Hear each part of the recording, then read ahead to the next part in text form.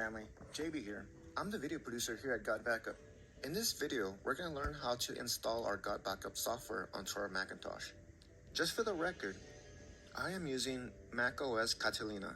I have a 2012 MacBook Pro. But it should be the same process for every version of Mac.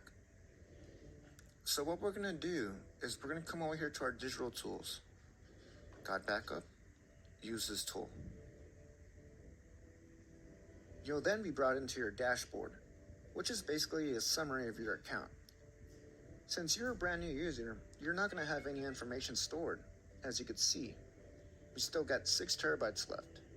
Just to give you an idea, 1 terabyte is equivalent to about 1,000 gigabytes or 1 million megabytes. So that's a lot of space. Over here is your plan limit. It's going to tell you your volume available, how many users you have left, and if you ever need more space or additional users, you could always upgrade in the future.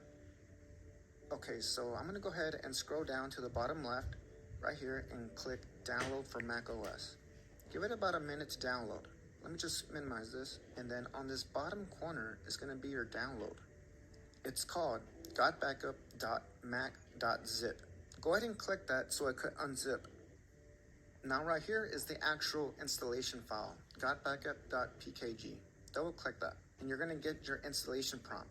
Click continue and then it will show you how large this Gotbackup software will be and where it will be placed, Macintosh HD.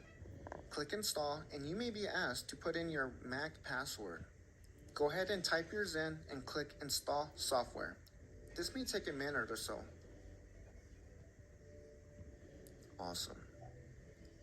I'll go ahead and move this to my trash. Great, now that we have that installed, in the next video, we're going to learn how to connect our Gotbackup cloud to our computer.